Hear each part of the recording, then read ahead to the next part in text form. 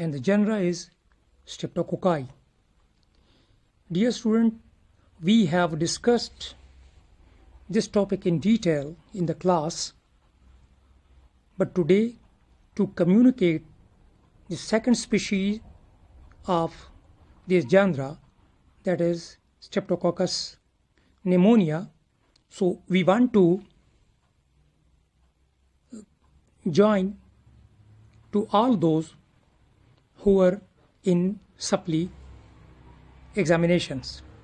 So the general characteristic feature of this Streptococci we discuss in detail with you, that they are the gram positive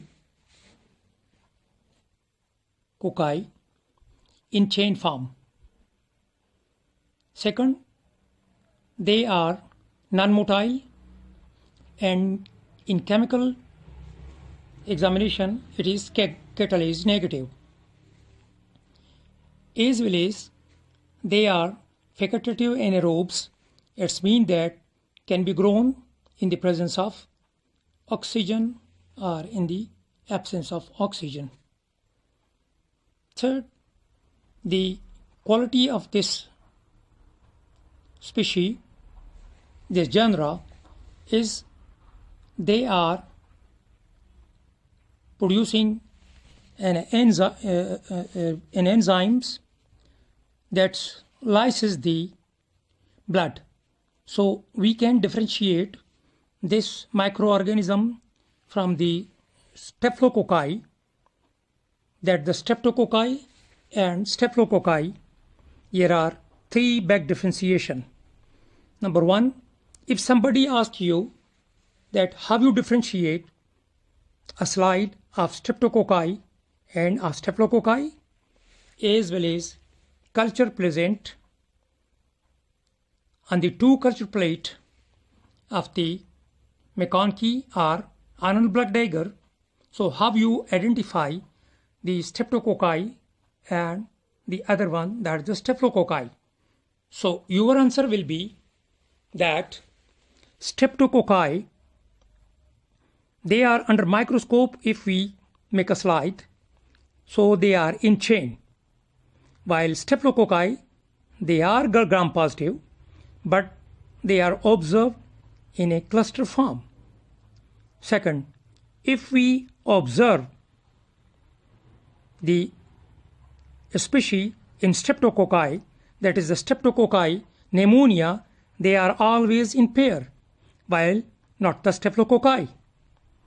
Third identification point is that this microorganism is catalase negative, that is the Streptococci, and Staphylococci produce an enzyme catalase, so they are catalase positive. Third big importance between Streptococci and Staphylococci, there is the culture presentation on the blood agar, that this microorganism, that the Streptococci producing the greenish or hemolyzed zone, while Staphylococci presenting a chocolate color, creamy, wavy colonies on the agar plate. Now we discuss the Streptococci. The main question in the Streptococci that's asked in the examination paper is the how you classify the Streptococci. Remember, we classify Streptococci on two basic mechanisms. Number one, serological grouping. Second, that is the classification based on the hemolytic property. Serological classification of the Streptococci is also called Lancefeed classification. This classification is based on the characteristic feature, that is a type of carbohydrate that is called C carbohydrate present in the cell wall of the Streptococci, and it has an antigenic characteristic features. On the basis of this presence of this carbohydrate, Lancefeed classification, Streptococci they are classified in the A, B, C, and D groups. Now, the classification that is based on the hemolytic properties of the streptococci, that is of major importance, that in diagnostic procedure we follow the classification based on hemolytic property. We identify in the labs the microorganism, that is different streptococci, on the basis of their hemolytic properties.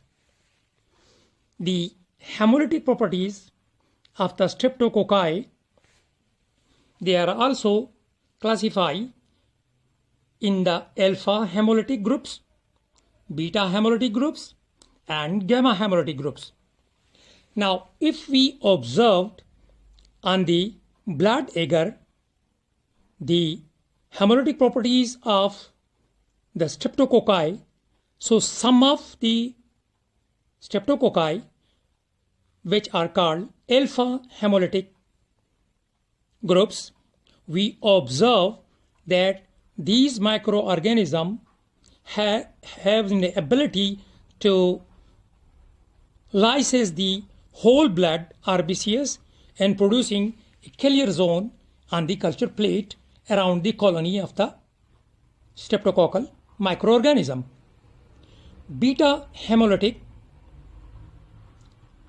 alpha hemolytic producing a greenish zone, it means that it cannot completely lyse the blood.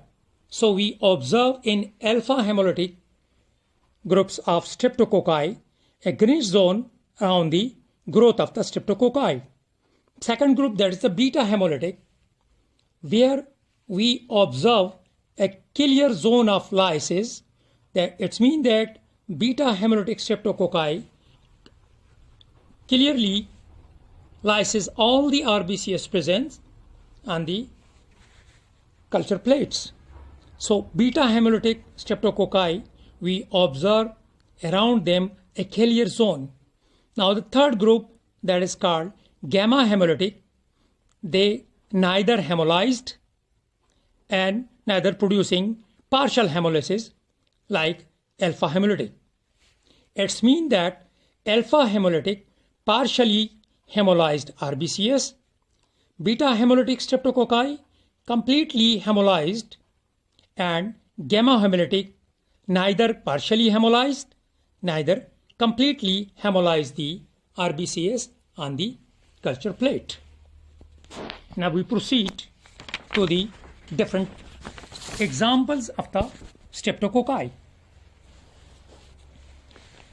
In alpha hemolytic streptococci, there are Streptococcus viridans, Streptococcus mutans, and beta hemolytic, that's Streptococcus pyogenes, Streptococcus agalacea, and in the gamma group of the hemolytic, there's Streptococcus bovis.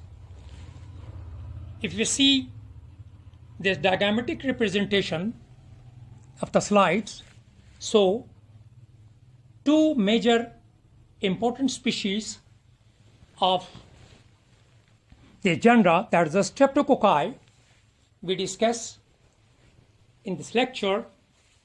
They are the alpha hemolytic, which is called Streptococcus pyogenes, and second is the alpha hemolytic, that's called Streptococcus pneumonia, and the second is the beta hemolytic, which is called the Streptococcus pyogenes. So we discuss these two in detail.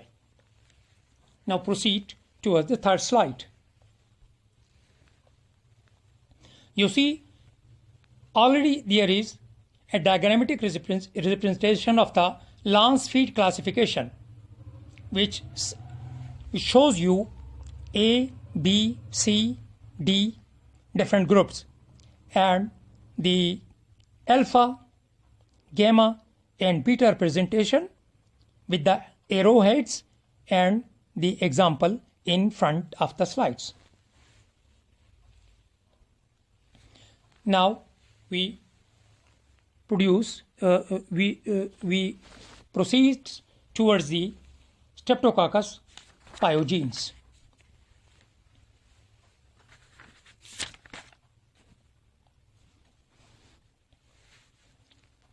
Streptococcus pyogenes are the beta hemolytic streptococci.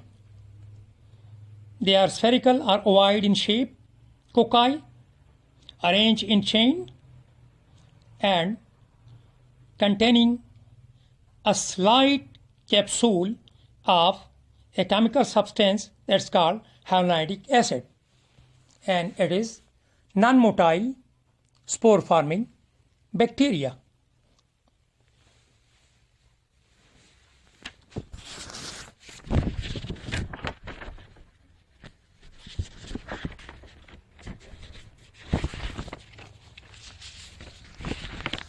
Now the pathogenic characteristic features of this microorganism. A capsule which is present chemically hyaluronic acid, and that's found also in the human connective tissue.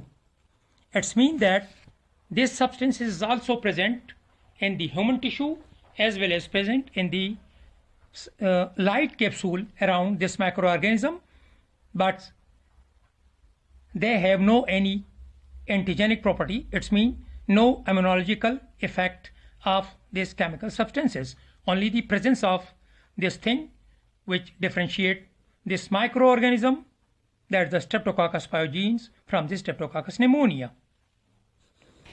Second is the fembri. Fembri is the virulence factors. Virulence factors mean that this thing is responsible to produce pathogenesis in this microorganism. Third one is the presence of M protein. M protein is present in the cell wall of this microorganism, that's the Streptococcus pyogene, and it is a great medical important, that is the producing post-streptococcal infection in the human beings. Now, M proteins are highly variables, that this M protein is present in the cell